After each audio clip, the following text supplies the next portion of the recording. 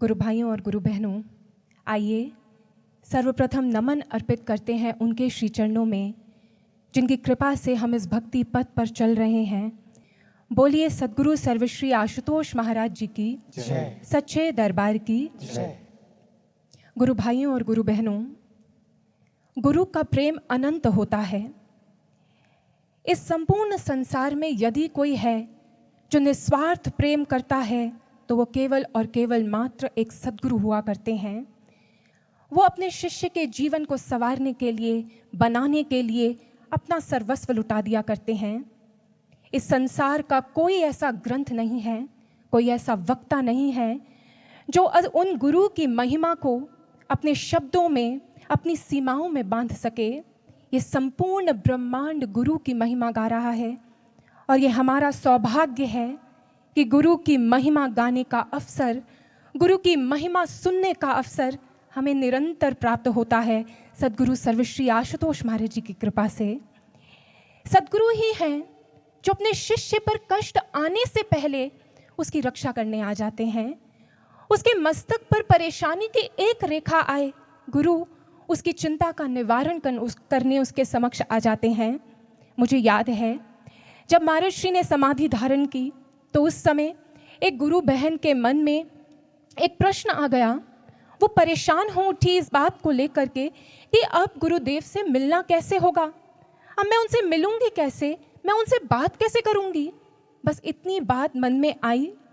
इस बात को लेकर जब वो परेशान हो गई तो रात्रि काल में महाराज श्री उसके दिव्य स्वप्न में आए और उस दिव्य स्वप्न में महाराज श्री ने कहा, अगर तुम मुझसे मिलना चाहती हो, मुझसे बात करना चाहती हो तो सत्संग जाया करो, मैं वहां मिलता भी हूं और बात भी करता हूं। गुरु भाइयों और बहनों, गुरुदेव की कृपा देखिए, उनका प्रेम देखिए कि आज इस कोविड-19 क्राइसिस में जहां पर हम गुरु से बात करने और मिलने, उनकी प्रेरणाओं को प्राप्त करने सत्संग पंडाल नहीं जा सकते थे, तो महाराज श्री स्वयं हमसे बात करने, हमसे मिलने, हमें प्रेरणाएं देने इन साप्ताहिक ऑनलाइन सत्संगों के माध्यम से हमारे घर तक आ गए। ये है गुरु का प्रेम, ये है गुरु का चिंतन, ये है गुरु की कंसर्न अपने शिष्य के लिए। शिष्य को एक बात गांठ बांध लेनी चाहिए कि गुरु जब स्वयं कुछ कहने आते हैं तो वो संदेश बहुत महत्वपूर्ण और बहुत गंभीर होता है। गुरु जब चेतावनी भरे स्वर में भी कुछ कहते हैं तो उसके पीछे भी गुरु का उद्देश्य शिष्य को डराना नहीं, अपितु उसको बनाना ही होता है। क्योंकि वो गुरु सत्ता जब इस धरा पर आती है तो उसका एक ही उद्देश्य होता है, शिष्यों का निर्माण, मानवता का उत्थान। हमने ये तो बार बार सुना है कि वो परम शक्ति इस धरा पर आती है उस धर्म की स्थापना करने के लिए, लेकिन भक्तों, धर्म की स्थापना करना उस सर्वशक्तिमान के लिए कोई बड़ी बात नहीं है। वो अपने बृहद लक्ष्य को लेकर आती है और उसके भीतर एक हिडन एजेंडा लेकर के आती है। और वो हिडन एजेंडा जानते हैं क्या होता है? वो होता है मानवता का उत्थान, शिष्यों का कल्याण। एक दिन महाराज श्री ने इसी संदर्भ को एक बहुत सुंदर एग्जाम्पल से, एक एनालॉजी से समझाया। महाराज श्री ने कहा, क्या तुमने वो सीसॉ नाम का झूला देखा है? आप सब ने भी जब बचपन में आप पार्क गए होंगे अपने पिता के साथ तो आपने वो झूला ज़रूर देखा होगा। हम जैसे ही उस झूले को देखते थे तो क्या करते थे? दौड़ते हुए जाते थे, उसके एक पलड़े को नीचे करके उस पर बैठ जाते थे और जैसे ही बैठते थे वो पलड़ा नीचे आ जाता था, हम धरती से लग जाते थे, हमारा चेहरा लटक जाता था। जब हमारे उस लटके हुए चेहरे को हमारे पिता देखते थे तो वो क्या करते थे? दौड़ते हुए आते थे, दूसरी ओर का पलड़ा अपने हाथ से नीचे करते थे, तुरंत उस पर बैठते थे, स्वयं नीचे आ जाते थे और हम ऊपर चले जाते थे और जो लटका हुआ चेहरा था वो खिलखिला के हंसने लगते। उसे देखकर पिता भी प्रसन्न हो जाते और हम भी आनंद से मौज मनाते।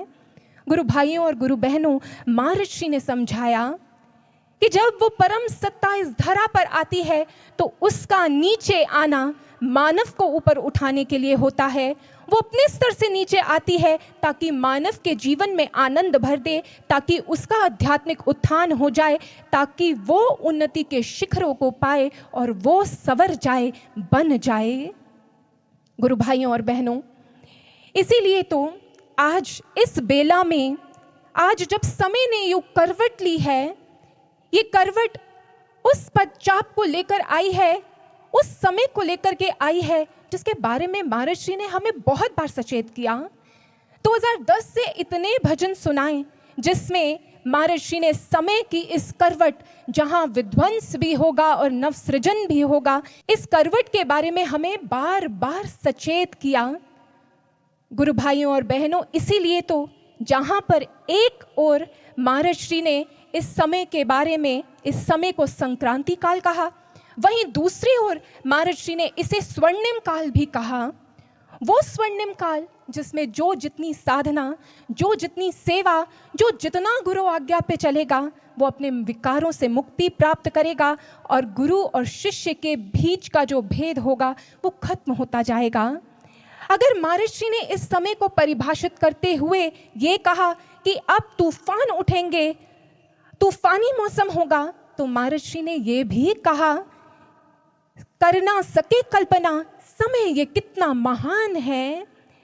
और अगर आपको याद हो, जब 2014 में महाराज जी ने समाधि धारण की तो उस समय महाराज जी का एक हैंड रिटन नोट मिला एक डायरी में।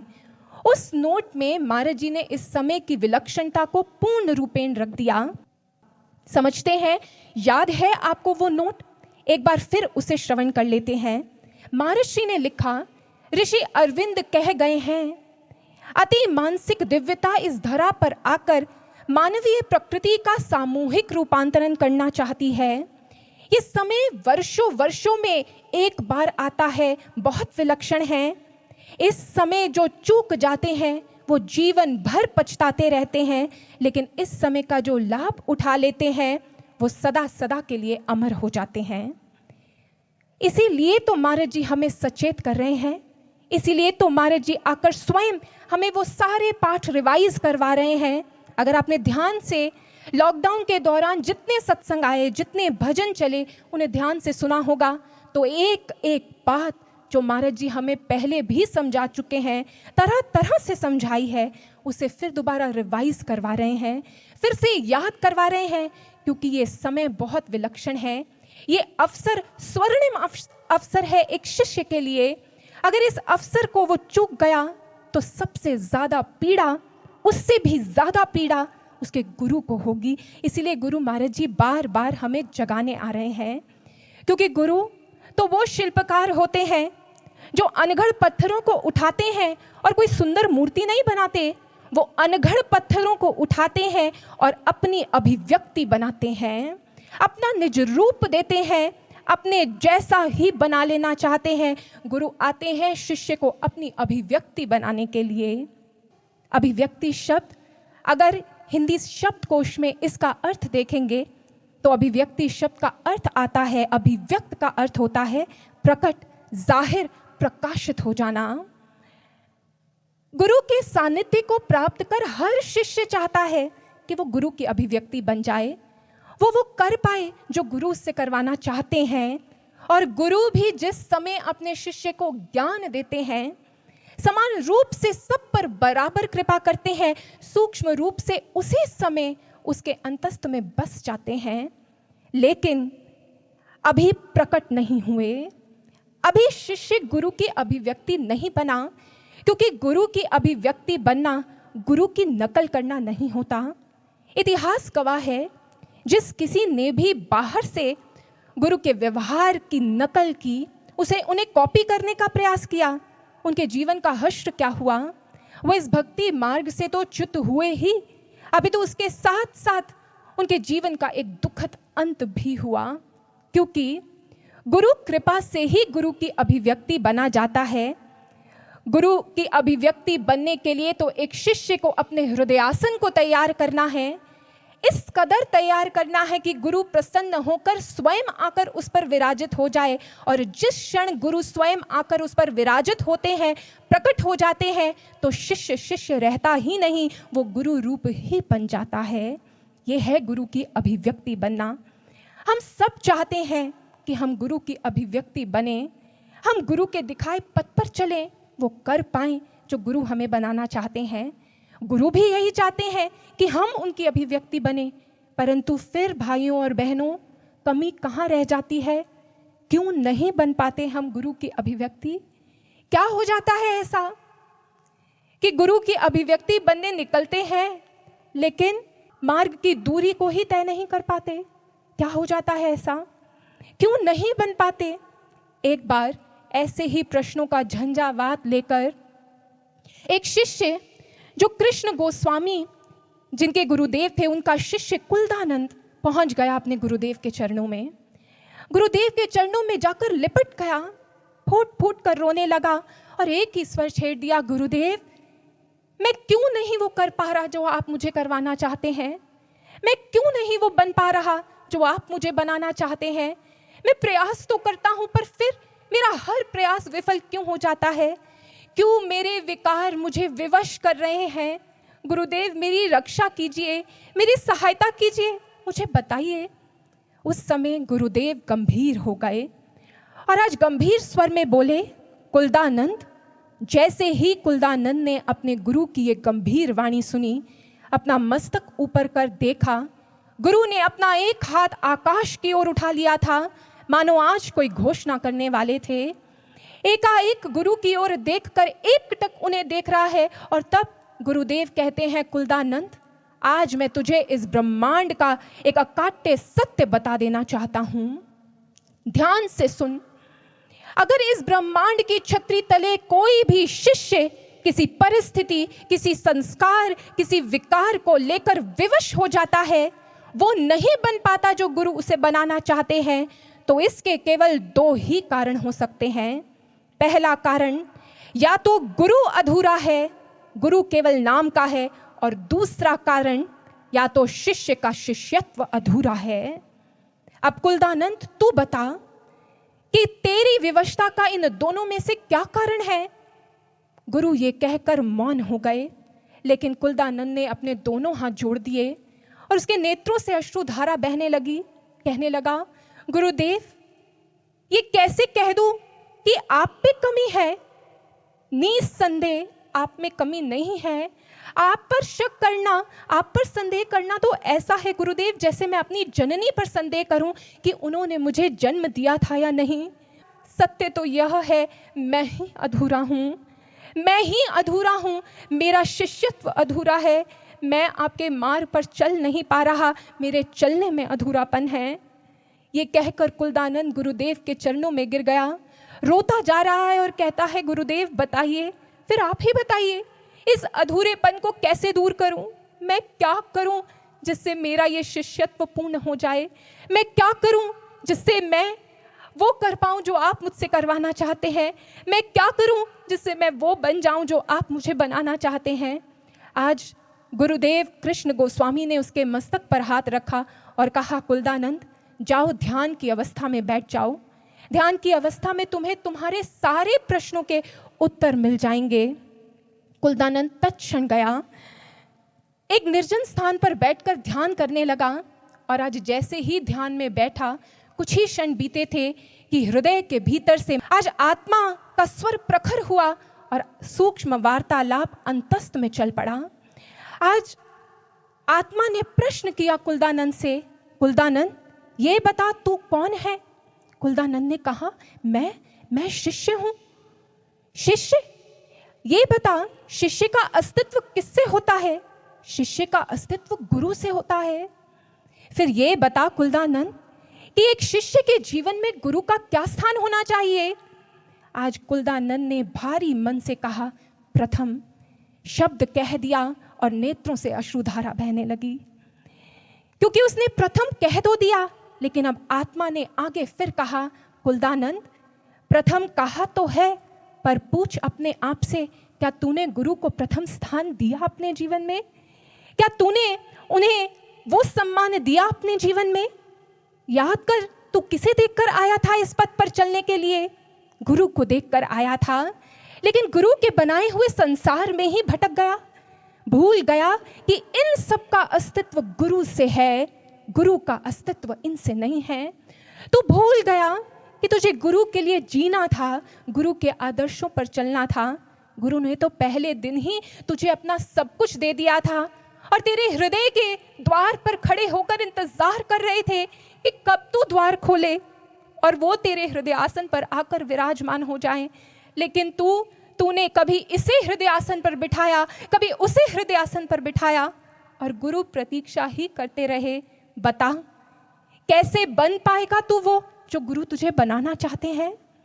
गुरु ने तेरे अहंकार को तोड़ने के लिए तुझे सेवा के नियम में बांधा, क्योंकि सेवा ही वो औषधि है जो शिष्य को उसके अहंकार को कुंठित कर सकती है। लेकिन तूने क्या किया? तुझे गुरु ने सेवा नहीं, सेवाएं दी, लेकिन उन सेवाओं को प्राप्त कर तूने अभिमान, मान सम्मान के साथ उन सेवाओं को जोड़ दिया, अपनी महत्वाकांक्षाओं के साथ उन सेवाओं को जोड़ दिया। और उसका नतीजा क्या हुआ कि तूने उन सेवाओं को भी काम बना लिया। उन सेवाओं से तेरा अहंकार खत्म होना था, लेकिन तूने उन सेवाओं को करते हुए अपने अहंकार को और पोषित कर लिया। तू कहता है ना, मेरा ध्यान नहीं लगता, मेरा मन विचलित है, मुझ पर विकार क्यों हावी है? तो एक बात बता, क्या गुरु ने तुझे बताया नहीं था कि साधना क्या होती है? गुरु ने तुझे बताया था कि साधना केवल घंटों की गिनती बढ़ाना नहीं होती। साधना तो अपने व्यवहार को, अपनी वाणी को, अपने आचरण को साधना होता है। लेकिन तूने घंटे तो बहुत अर्जित कर लिए, लेकिन उन घंटों के अभिमान में अपनी वाणी को, अपने आचरण को साधना भूल गया। और उसी के कारण न जाने किस किस को तूने अपनी वाणी से, अपने आचरण से आहत किया है। फिर जब उनके आंसुओं से तेरी साधना का आसन भीगा होगा तो तेरा मन कैसे लगेगा कुलदानंद? पूछ अपने आप से। गुरु ने तुझे सद्भावना, एक साथ मिलकर चलना, एक दूसरे के साथ एक दूसरे को प्रोत्साहित करते हुए चलना सिखाया था, एक दूसरे से सीखने को सिखाया था। लेकिन तूने क्या किया? तूने अपने भीतर दोष ना देखकर दूसरों के भीतर दोष देखे, उनकी निंदा की। फिर बता, तेरा ध्यान कैसे लगेगा? गुरु के आदर्श, गुरु के वचन केवल सुनने सुनाने के लिए नहीं होते कुलदानंद, वो तो जीने के लिए होते हैं, जीवन में उतारने के लिए होते हैं। गुरु की अभिव्यक्ति केवल बातों से नहीं बना जाता, गुरु की अभिव्यक्ति बनने के लिए मिटना पड़ता है कुलदानंद, गुरु के आदर्शों को पीना पड़ता है। क्या तूने ऐसा किया? आत्मा का ये स्वर मानो अब मौन हो गया और कुलदानंद के नेत्रों से अविरल अश्रुधारा बह रही है। आज उसकी अज्ञानता के सारे पर्दे छिन्न भिन्न हो गए और तब उसने अपने नेत्र खोले, दौड़ता हुआ अपने गुरुदेव के चरणों में जाकर गिर गया। अपने गुरुदेव को कहने लगा, गुरुदेव, मुझसे बहुत बड़ी भूल हो गई।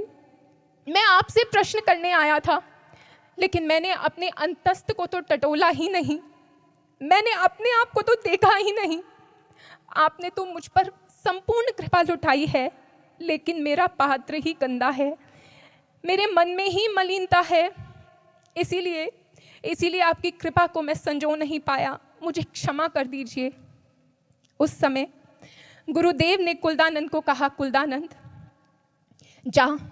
जाकर वो सारी संपदा बटोर ले, जाकर वो सारी संपदा बटोर ले जो मैंने तुझे दी है। मैं अब भी तेरी प्रतीक्षा कर रहा हूँ। जाके समेट ले वो सारे गुण, वो सारे आदर्श। जिस दिन तू उन्हें समेट लेगा, मैं उस क्षण आकर तेरे हृदय आसन पर विराजमान हो जाऊंगा और तुझे अपना ही रूप बना लूंगा। गुरु भाइयों और गुरु बहनों, पूछिए अपने आप से, कहीं ये शूद्रताएं ही तो हमें मलिन नहीं कर रही? ये शूद्रताएं ही हैं जो हमें हमारे गुरुदेव से दूर करती हैं। हम बाहर से कितने भी उजले हो जाएं, लेकिन जब तक ये मन मैला है, जीवन में आनंद नहीं आ सकता, जीवन में गुरु की कृपा को प्राप्त नहीं कर सकते। मुझे याद है एक बार सतगुरु सर्वश्री आशुतोष महाराज जी के सानिध्य में कुछ शिष्य बैठे थे। महाराज जी ने कहा, बताओ क्या तुमने ये पंक्ति सुनी है, मन बासंती नहीं हुआ तो पतझड़ ही होगा जीवन में? क्या इसका अर्थ जानते हो? सारे शिष्यों ने एक दूसरे की ओर देखा, कुछ कुछ बोलने का प्रयास किया, परंतु सही उत्तर कोई नहीं दे पाया। तब महाराज जी ने कहा, अगर पास्ट को पकड़ कर बैठे रहोगे, अगर मन के विकारों को पकड़ कर बैठे रहोगे, तो ये मन बासंती नहीं होगा और जीवन में भी बाहर नहीं आ पाएगी। तब सभी शिष्यों ने महाराज जी की ओर देखा। महाराज जी, फिर मन बासंती कैसे हो? महाराज जी ने अगली पंक्ति कह दी, है बासंती आत्मक्रांति ही गुरुवर के जीवन दर्शन में। महाराज जी ने कहा, समझे गुरु भाइयों और बहनों, क्या आप समझे?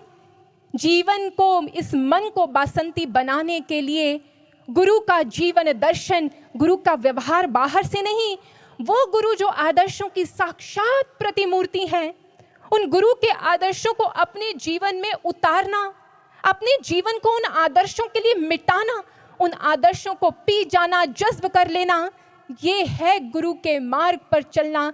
ऐसी क्रांति हमें अपने जीवन में लानी होगी। अपने मन को साधने का प्रयास एक शिष्य को ही करना पड़ता है। सब कुछ गुरु करते हैं। आपने सुना होगा, तू 1 कदम बढ़ा मैं 100 कदम आऊंगा। सत्य है, शिष्य से तो सिर्फ 1 कदम की अपेक्षा होती है और वो जीवन भर और ना जाने कितने जन्म लगा लेता है, लेकिन वो 1 कदम नहीं ले पाता। समझते हैं इस बात को? वो 1 कदम कौन सा है? वो 1 कदम है एक ईमानदार प्रयास का कदम। ये सत्य है कि केवल गुरु की कृपा से ही एक शिष्य विकारों से मुक्त होता है, एक शिष्य सहज अवस्था को प्राप्त कर सकता है, लेकिन गुरु उसकी तत्परता, उसकी तड़प, उसकी व्याकुलता, उसकी प्यास देखते हैं। उसका प्रयास कितना ईमानदार है ये देखते हैं। वो बस इतना सा देखना चाहते हैं, जैसे ही ये हो जाएगा वो 100 कदम चलकर आ जाएंगे और आपको थाम लेंगे। इस एक ईमानदार प्रयास की मांग है हमसे। इसलिए गुरु भाइयों और गुरु बहनों और विलंब नहीं करते। ना जाने कितने वर्ष हमने बिता लिए, थोड़ा सा प्रयास किया, थोड़ी सी विकट परिस्थिति आई, थोड़ा सा वैराग्य आया, थोड़ा सा प्रयास किया, फिर परिस्थिति संभल गई, फिर छोड़ दिए प्रयास।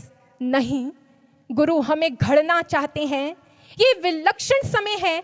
अगर समय और ऐसे महान गुरु के होते हुए भी हमने अपने ऊपर काम नहीं किया तो फिर अभागे तो हम ही कहलाएंगे। इसीलिए आइए केवल समस्या को नहीं, सल्यूशन को भी डिस्कस करते हैं। करना क्या होगा, कैसे करें अपने इस मेंटल क्राइसिस का निवारण। आज हम कोविड क्राइसिस से जूझ रहे हैं। इस क्राइसिस से जूझने के लिए, इस क्राइसिस में आपने अपनी लाइफ में कुछ नए डिसिप्लिन्स को अपनाया है, जैसे क्वारंटाइन, सोशल डिस्टेंसिंग, लॉकडाउन। अपने आप में ये डिसिप्लिन है जो आपने अपनाया है। चलिए इस कोविड क्राइसिस के इन डिसिप्लिन से ही प्रेरणा लेते हैं। वही बातें जो महाराज जी ने हमें समझाई है, आज इस मेंटल क्राइसिस को दूर करने के लिए, इस कोविड क्राइसिस से प्रेरणा लेकर उन प्रिंसिपल्स को अपने जीवन में उतार लेते हैं हमेशा हमेशा के लिए। 4 प्रिंसिपल्स हैं जिन्हें हमें अपने जीवन में अब उतारना ही होगा। सबसे पहला, जैसे कोविड क्राइसिस में कोरोना की इन्फेक्शन अगर किसी में डिटेक्ट होती है तो उसे आइसोलेशन में डाल दिया जाता है, क्वारंटाइन में डाल दिया जाता है, वैसे ही उसे तो इन्फेक्शन की डिटेक्शन होती है या संभावना होती है तब उसे आइसोलेट किया जाता है, लेकिन हमारा मन तो पहले ही इन्फेक्टेड है। हमारे मन में तो पहले ही बीमारियां भरी पड़ी हैं। इसलिए हमें सबसे पहले मेंटल क्वारंटाइन को अपनाना होगा। सबसे पहले हमें मेंटल क्वारंटाइन करना होगा। और उस मेंटल क्वारंटाइन को करने का तरीका क्या है? उस मेंटल क्वारंटाइन को करने का तरीका है साधना में निमग्न हो जाना।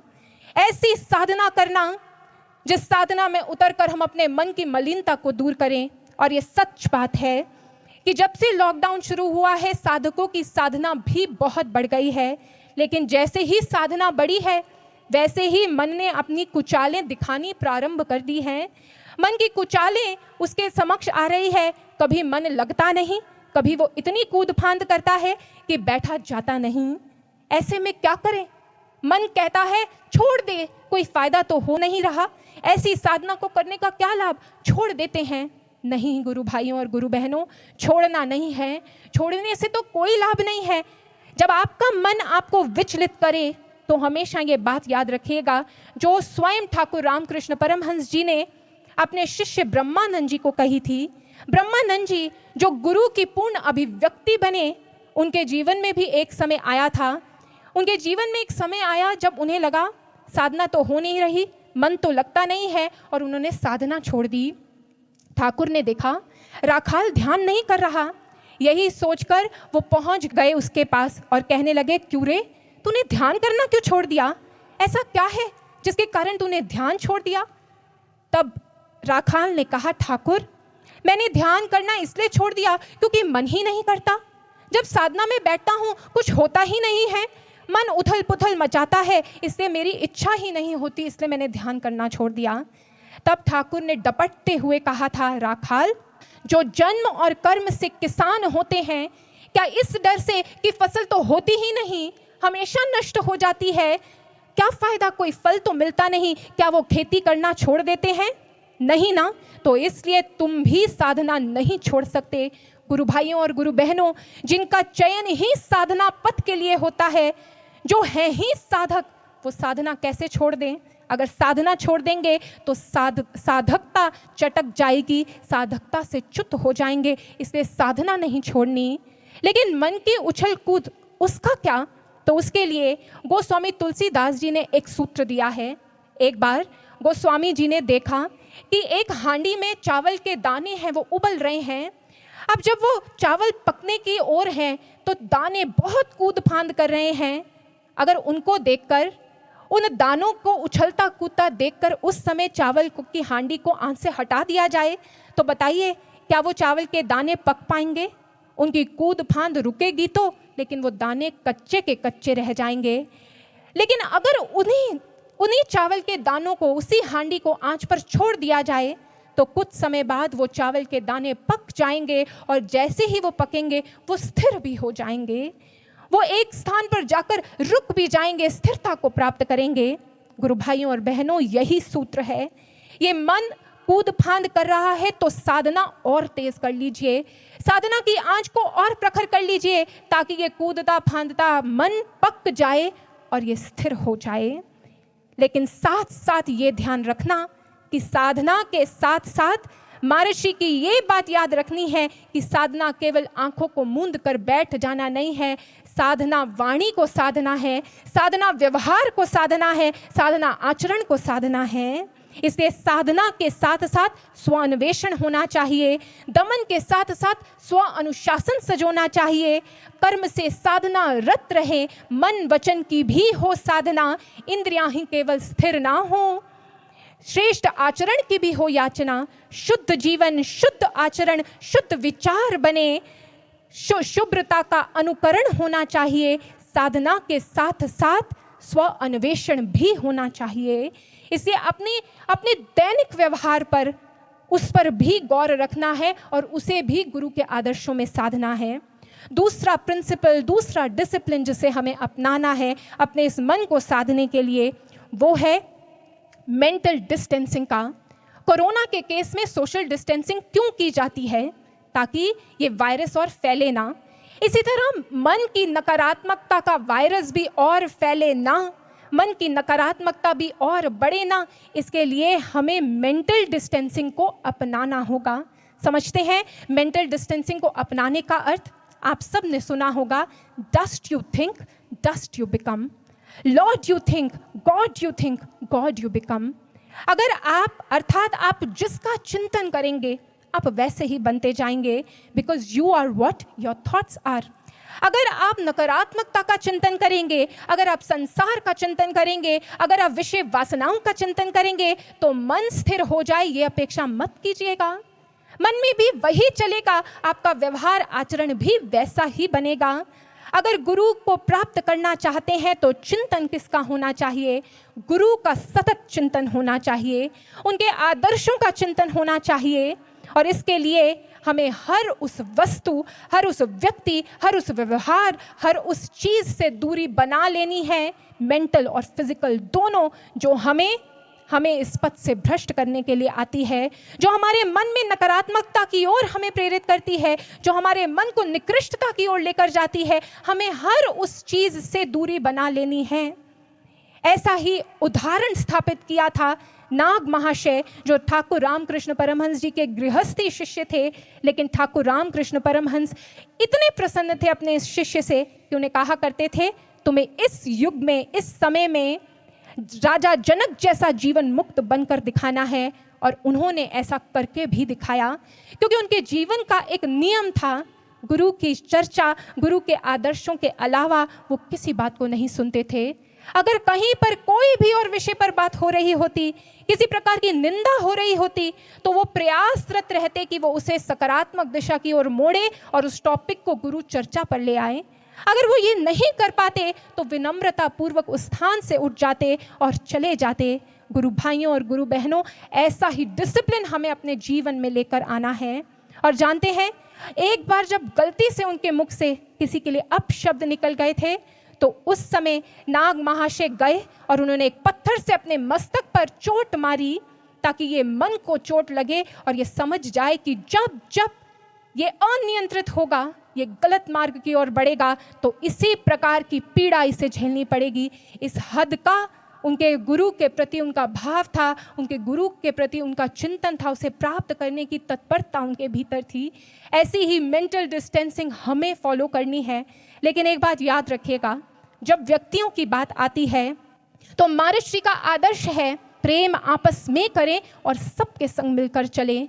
सद्भावना गुरु का सबसे श्रेष्ठ आदर्श होता है जो वो सिखाते हैं। इसीलिए मेंटल डिस्टेंसिंग तो होनी चाहिए, लेकिन मेंटल हेट्रेड नहीं होनी चाहिए। ठीक है, किसी के भीतर नकारात्मक विचार चल रहे हैं, किसी की वाणी नकारात्मक शब्दों को बोल रही है, परंतु उस समय उसे क्रिटिसाइज करने या उसकी निंदा करने से बेहतर है कि गुरु के चरणों में निस्वार्थ प्रार्थनाओं की अर्जियां लगा दीजिए उसके लिए। फिर देखिए गुरु किस प्रकार उसे भी बदल देते हैं और आपको भी उत्थान की ओर ले जाते हैं। उसके समक्ष गुरु चर्चा का ऐसा स्पंदन क्रिएट कर दीजिए कि उस स्पंदन से वो परिवर्तित ही हो जाए। क्योंकि महर्षि कहते हैं, जहां गुरु महिमा गाई जाती है वहां गुरु महिमा प्रकट भी हो जाती है। इसलिए हमें ऐसा बनना है। गुरु भाइयों और गुरु बहनों, अब तीसरा सूत्र, तीसरा डिसिप्लिन जिसे हमें अडॉप्ट करना है, वो है total mental lockdown. Total mental lockdown का अर्थ क्या है? देखिए, महर्षि ने अपने असंख्य भजनों में ये बात बार बार कही है कि जब परिवर्तन का काल आएगा तो ऐसे तूफान चलेंगे जो मन को विकल करेंगे, जो मन को विचलित करेंगे। उस समय मन को बचाने के लिए, वो विचलित ना हो, उन प्रभावों से ग्रसित ना हो, क्या करना पड़ेगा? अभी कुछ ही दिन पहले एक बार फिर एक दिव्य अनुभूति में महर्षि ने इस बात को फिर कहा कि सभी साधकों, सबके मन के ऊपर अब प्रभाव पड़ेगा। तो ऐसे में क्या किया जाए? बात बड़ी सरल है। जब प्रकृति रीसेट बटन दबा देती है तो इस प्रकृति के भीतर इतनी नेगेटिविटी बाहर निकलती है। वो नेगेटिविटी जो अब तक एक अनस्टेबल इक्विलिब्रियम में थी, वो सारी फूट कर बाहर निकलती है। और प्रकृति और मानव के मन का एक अकाट्य संबंध है। जैसे ही वो नकारात्मकता प्रकट होती है, मानव के मन में चेंजेस होते हैं। और मन को इन चेंजेस से बचाने के लिए हमें टोटल मेंटल लॉकडाउन करना है। वो कैसे करेंगे? इसके लिए संत रूमी एक कहानी सुनाते थे, उसमें सूत्र छुपा है। चलिए उस कहानी को सुनते हैं।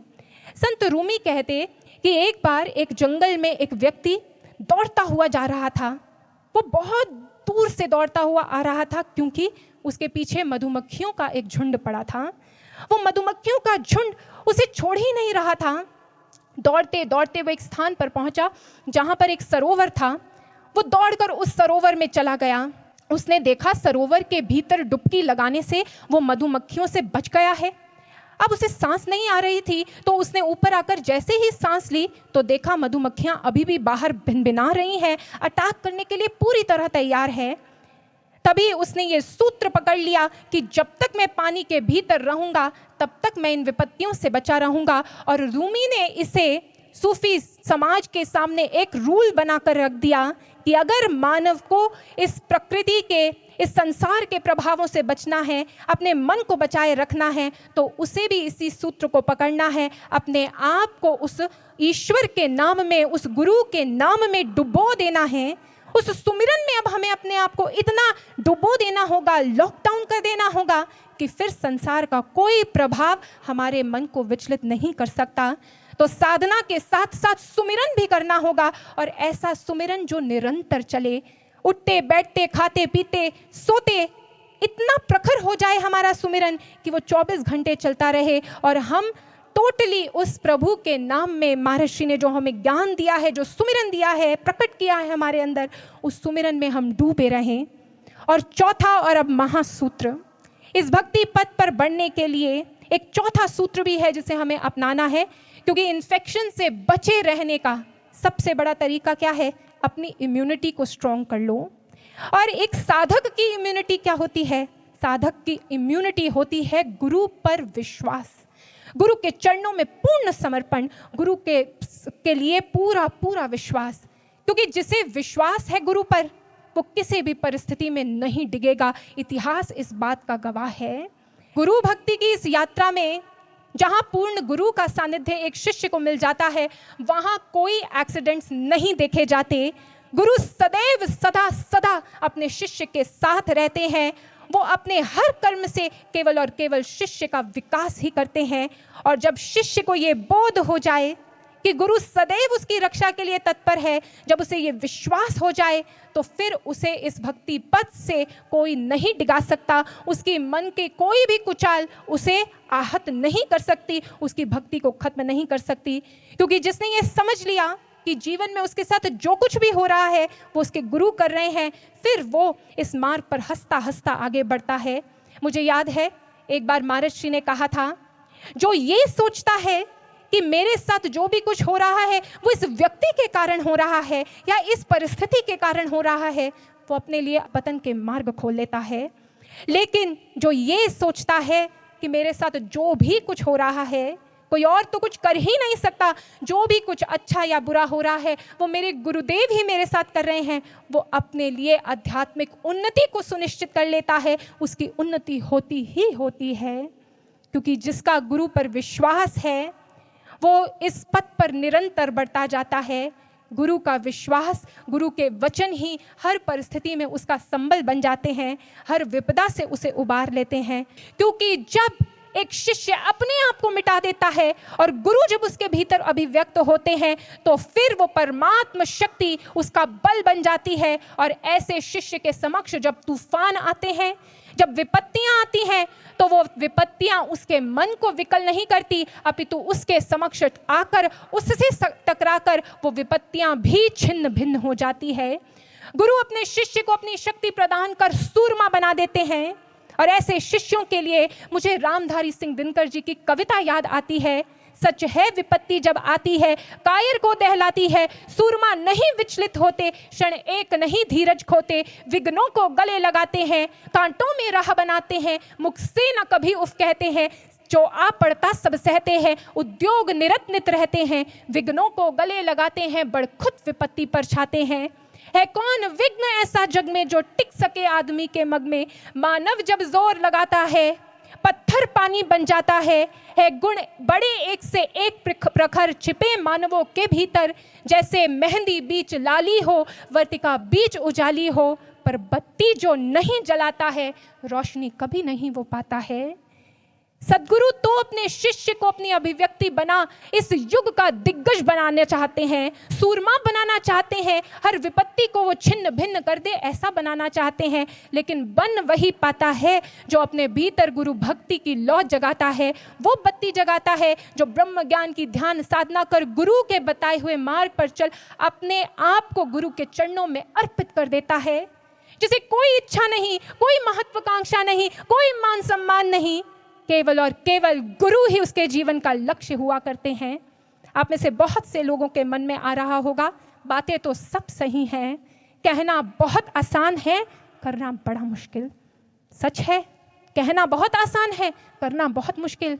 पर एक बात बताइए, अगर प्यार किया है, अगर गुरु से प्रेम करते हैं तो प्रेम के लिए क्या कुछ जोखिम नहीं उठा सकते?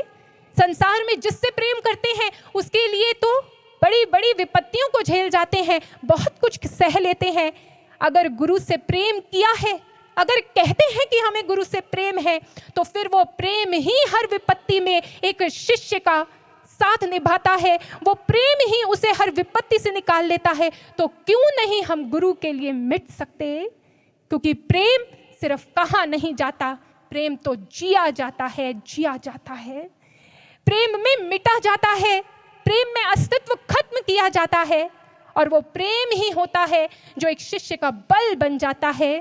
मुझे याद है महाराज जी के वो शब्द गूंजते हैं इन कानों में जो एक बार महाराज जी ने एक शिष्य को कहे थे, love for the ideal will vanquish all troubles, love for the ideal will draw dynamism, it was love for the ideal that Bhagat Singh was able to walk through the gallows with a smile. महाराज जी ने कहा था वो प्रेम ही है, उस आदर्श से प्रेम। एक शिष्य का आदर्श कुछ छोटा मोटा नहीं होता। महाराज जी ने कहा था एक शिष्य का आदर्श बहुत महान होता है, एक शिष्य का आदर्श तो उसके गुरु ही होते हैं। और वो गुरु जिससे वो प्रेम करता है, वो प्रेम ही उसकी हर निराशा में उसे आकर उत्साहित करता है, वो प्रेम ही उसकी हर मुश्किल में आकर उसे आगे बढ़ने का मार्ग दिखाता है, वो प्रेम ही उसे निरंतर कार्य करने के लिए प्रयासरत रखता है। और महाराज जी ने उदाहरण दिया, वो प्रेम ही था भगत सिंह का इस भारत भूमि के साथ कि वो हंसते हुए फांसी पर चढ़ गया। वो भगत सिंह तो हंसते हुए फांसी पर चढ़ गया था। क्या हम अपने गुरु से प्रेम के लिए कुछ थोड़ी सी पीड़ा सह नहीं सकते? क्या कुछ थोड़ा सा अपमान सह नहीं सकते? क्या अपने ऊपर कुछ निर्ममता नहीं बरत सकते? क्या कुछ कष्ट नहीं उठा सकते? क्यों नहीं उठा सकते? जिनके पास ऐसा निस्वार्थ प्रेम करने वाला गुरु हो, उन्हें तो अपना सब कुछ लुटा देना चाहिए, क्योंकि बहुत सौभाग्यशाली होते हैं वो लोग जिन्हें वो मूर्तिकार, वो दिव्य गुरु, वो दिव्य शिल्पकार स्वयं चुनता है बनाने के लिए, गढ़ने के लिए। एक शिष्य के भीतर सामर्थ्य नहीं, लेकिन गुरु उसे चुनते हैं और बना कर रख देते हैं पूरे समाज के समक्ष। इसे गुरु भाइयों और गुरु बहनों, ये समय गंवाने का नहीं है, ये समय है गुरु के आदर्शों को समेट लेने का। बस अंत में एक दिव्य अनुभूति जो ये सारे सत्संग का सार है, हमारी भक्ति की यात्रा का सार है, उसे हमें सुनना है और जज्ब कर लेना है। एक दिव्य अनुभूति में एक गुरु बहन को ये दिव्य अनुभूति हुई, और उस अनुभूति में वो देख रही है कि मानो एक बालक के समान अपने पिता के साथ जैसे एक बालक वॉक करता है एक उपवन में, ऐसे ही वो महाराज जी के साथ सैर कर रही हैं। महाराज जी ने उनका हाथ पकड़ा हुआ है और आगे आगे महाराज जी चल रहे हैं, साथ साथ उन्हें लेकर अपने। और ये जो ट्रैक है वॉक का, उसके बीचों बीच एक बड़ा सा सरोवर है। वो बड़ी आनंदित है महाराज जी के साथ चलते हुए। तभी एकाएक महाराज जी उसे रोकते हैं, कहते हैं रुको। जैसे ही रोकते हैं, अगले ही क्षण महाराज जी आगे बढ़ते हैं और नीचे एक छोटा सा कंटीला जहरीला कीड़ा है जिसे महाराज जी अपने पग से दूर पटक देते हैं। वो घूमता हुआ उस सरोवर में जाकर गिर जाता है। वो बहन महाराज जी की ओर देखती है और कहती है, महाराज जी मुझे तो ये दिखा ही नहीं, अगर मेरा पैर इस पर आ जाता तो मुझे बड़ी पीड़ा होती। तब महाराज जी मुस्कुराते हुए कहते हैं, तुम्हारे तो सारे कष्ट जो भविष्य में आने वाले होते हैं उसे तो हम देख लेते हैं ना, तुम तक तो उन्हें पहुंचने ही नहीं देते, तुम्हारे तक पहुंचने से पहले ही उन्हें दूर कर देते हैं। वो बहन दोनों हाथ जोड़ लेती है, बड़ी प्रसन्न है। महाराज जी एक बार फिर हाथ पकड़ लेते हैं और अब फिर उन्हें वॉक पर लेकर चलते हैं। वो देखती है महाराज जी ने एक हाथ से उसका हाथ पकड़ा है और महाराज जी का दूसरा हाथ ध्यान मुद्रा में है। मानो ये देखते ही उनके मन में उन्हें ये समझ आ जाता है कि ऐसे ही तो जीवन होना चाहिए, अपना सब कुछ महाराज जी को सौंप कर बस निरंतर ध्यान साधना करते रहना चाहिए, यही तो जीवन की रीति है। एकाएक महाराज जी कह पड़ते हैं, कितना सुंदर जीवन है तुम्हारा, बस साधना सुमिरन करते रहो, अनहद नाद सुनते रहो, अनहद नाद सुनते रहो और मस्त होकर चलते रहो। कितना सुंदर जीवन है तुम्हारा। सच ही तो है गुरु भाइयों और बहनों, कितना सुंदर जीवन है हमारा। महाराज जी खुद हमें इस मार्ग पर लेकर चले हैं, चलाने वाले भी वो हैं, हर क्षण प्रयास भी चलाने का वही कर रहे हैं और हमारे दुखों को, हमारे पीड़ाओं को स्वयं हरते जा रहे हैं। हमें तो बस उनकी आज्ञाओं में चलना है। लेकिन वो अनुभूति अभी खत्म नहीं हुई, जब उस ट्रैक पर चलते चलते कुछ समय बीत गया तो महाराज श्री उन बहन को आगे लेकर गए। सामने एक स्वर्णिम रथ खड़ा था, श्वेत अश्वों से जड़ा हुआ रथ था। उसे देखकर वो बहन चकित हो गई। देखते ही देखते महाराज श्री उस रथ पर चढ़ गए, पर उस बहन ने सोचा कि ये तो महाराज जी का रथ है ना, मैं कैसे इस पर चढ़ूंगी। वो दूर खड़ी है और महाराज जी देखते हैं, अरे ये क्या। महाराज जी कहते हैं, ऊपर आओ, तुम कहाँ हो। जैसे ही महाराज श्री ये कहते हैं, वो चढ़ने का प्रयास करती है, पर रथ की सीढ़ियाँ बहुत ऊंची है, वो नहीं चढ़ पा रही। तभी महाराज श्री अपना हाथ लटकाते हैं और अपने हाथ से उसे रथ पर खींच लेते हैं। समझे कुछ? जब हम गुरु आज्ञाओं में चलेंगे, जब गुरु आज्ञाओं को, गुरु के आदर्शों को अपने भीतर जज्ब कर लेंगे और निरंतर उनकी आज्ञाओं पर चलते चले जाएंगे, तो एक समय आएगा जब हमारे जीवन का रथ गुरु के जीवन के रथ के साथ एक हो जाएगा। गुरु स्वयं हमें अपने स्तर पर उठा लेंगे, अपनी दिव्य कृपा से हमें स्वयं अपने पास बुला लेंगे, अपने जैसा बना लेंगे, अपनी अभिव्यक्ति बना लेंगे। हमें तो बस पूरे ईमानदार प्रयास के साथ चलते रहना है।